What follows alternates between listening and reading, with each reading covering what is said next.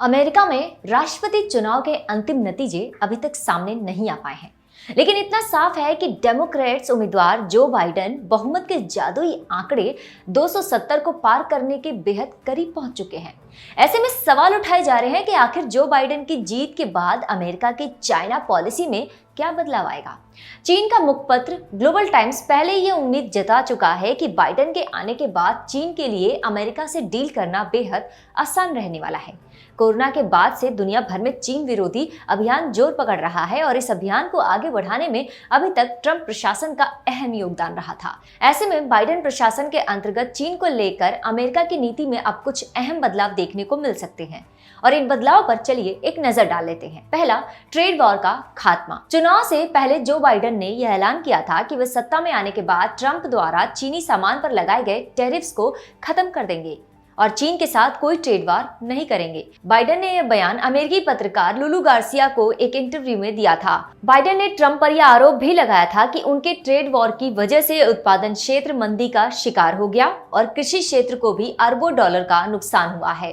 अब अगर Biden white house में प्रवेश करते हैं तो आर्थिक तौर पर बीजिंग को थोड़ी राहत अवश्य ही मिल सकती है। दूसरा, सेमीकंडक्टर एक्सपोर्ट्स पर लगा प्रतिबंध हट सकता है। बाइडेन प्रशासन के अंतर्गत अमेरिका चीन की डीकपलिंग तो दूर, दोनों देशों के बीच व्यापार में बढ़ोतरी देखने को भी मिल सकती है। ऐसे में अमेरिकी अर्थव्यवस्था में बढ़ते चीनी प्रभाव के बाद अमेरिका सेमीकंडक्टर एक्सपोर्ट्स पर लगे प्रतिबंध हटाने को मजबूर हो सकता है। अमेरिका में प्रतिबंधित वावे कंपनी को शायद ही कोई राहत मिल सके, लेकिन अमेरिकी सेमीकंडक्टर के सहारे वावे अपने ग्लोबल बिजनेस को जीवित रखने में सफल हो सकता है। तीसरा, सीसीपी मेंबर्स पर लगा प्रतिबंध हट सकता है। डेमोक्रेट्स अपनी ढीली ढाली इमिग्रेशन पॉलिसी के लिए जाने जाते हैं और ऐसे में ट्रंप प्रशासन द्वारा सीसीपी के सदस्यों पर अमेरिका में घुसने पर लगाई गई पाबंदी को हटाया जा सकता है। ट्रंप प्रशासन ने सीसीपी के लोगों पर अमेरिका में रहकर जासूसी करने के आरोपों के बाद यह कदम उठाया था। अगर बाइडेन सरकार इस कदम को वापस लेती है तो चीन के स्पाई नेटवर्क को अमेरिका में मजबूती मिल सकती है। मई महीने में अमेरिका में चीन से आने वाले रिसर्चर्स छात्रों को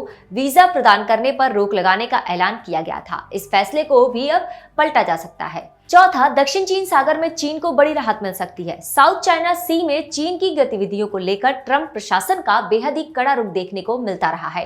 अगस्त महीने में ही अमेरिका ने 24 ऐसी चीनी कंपनियों पर प्रतिबंध लगाया था जो दक्षिण चीन सागर में चीनी सेना के लिए इंफ्रास्ट्रक्चरल प्रोजेक्ट्स पर काम कर रही थी। इसके अलावा हालिया दिनों में अमेरिकी सेना ने भी दक्षिण चीन सागर में बेहद आक्रामक रुख अपनाया हुआ है, जिसने पीएलए के लिए बड़ी चुनौती पेश की है। हालांकि यहाँ चीन की उम्मीद है कि बाइडेन प्रशासन दक्षिण चीन सागर में अमेरिकी हस्तक्षेप को कम करने के लिए काम कर सकता है।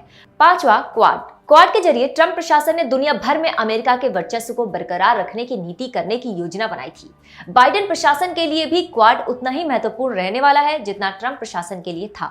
ऐसे में क्वाड के पहलू से चीन को शायद ही बाइडेन प्रशासन से कोई राहत मिले। छठा, ह्यूस्टन में चीनी कॉन्सुलेट दोबारा खुल सकता है। जुलाई महीने में ह्यूस्टन में मौजूद चीनी कॉन्सुलेट को बंद कर दिया गया था। तब अमेरिकी अधिकारियों का कहना था कि कॉन्सुलेट टेक्सास के एक रिसर्च इंस्टीट्यूट में फर्जीवाड़े में शामिल था। अधिकारियों का कहना था कि कॉन्सुलेट टेक्सास के एक रिसर्च इंस्टीट्यूट में फर्जीवाड़े में शामिल था और चीनी अधिकारी सीधे सीधे रिसर्चर्स को यह निर्देश पहुंचा रहे थे कि उन्हें क्या जानकारी इकट्ठी करनी है। चीन के साथ कूटनीतिक रिश्ते दुरुस्त करने के लिए बाइडेन प्रशासन दोबारा इस कॉन्सुलेट को खोलने का ऐलान कर सकता है। सातवां, अमेरिका में चीनी मीडिया पर दबाव कम हो सकता है। फ्री स्पीच की रक्षा करने के नाम पर बाइडेन प्रशासन चीनी मीडिया पर लगे कुछ प्रतिबंध को हटा सकता है। ट्रंप प्रशासन ने सभी चीनी मीडिया आउटलेट्स को चीनी दूतावास का ही एक भाग माना है। अब बाइडेन सरकार इस फैसले को वापस ले सकती है। आठवां, यूएन में चीन की और ज्यादा मजबूत पकड़। अमेरिका ने पिछले 4 सालों में यूएन को आड़े हाथों लेने में कोई कसर नहीं छोड़ी है। कोरोना के बाद अमेरिका ने डब्ल्यूएचओ की भारी भरकम फंडिंग रोकने का ऐलान कर इसे चीनी प्रभाव से मुक्त करने की कोशिश की थी। हालांकि अब अमेरिका दोबारा यूएन के संस्थानों जैसे यूएनएचआरसी और डब्ल्यूएचओ में अपनी भागीदारी को सक्रिय कर सकता है, जिसका चीन भरपूर फायदा उठा सकता है, जैसा वो पूर्व में उठाता रहा है। नौवां, रूस और चीन के संबंध और मजबूत हो सकते हैं। ट्रंप प्रशासन रूस से नजदीकियां बढ़ा रहा था और उसके लिए चीन ही सबसे बड़ा खतरा था। हालांकि डेमोक्रेट्स दोबारा रूस पर दबाव बना सकते हैं और उसे चीन के और ज्यादा पास धकेलने में अहम भूमिका भी निभा सकते हैं। कुल मिलाकर चीन के लिए कई मामलों में बाइडेन प्रशासन राहत लेकर आ सकता है। बीजिंग में उनकी नीतियों को ज्यादा पसंद किया जा सकता है ऐसे वक्त में जब चीन की अर्थव्यवस्था कई बड़ी मुश्किलों का सामना कर रही हो। बाइडेन प्रशासन चीन को ऑक्सीजन सप्लाई करने का काम कर सकता है।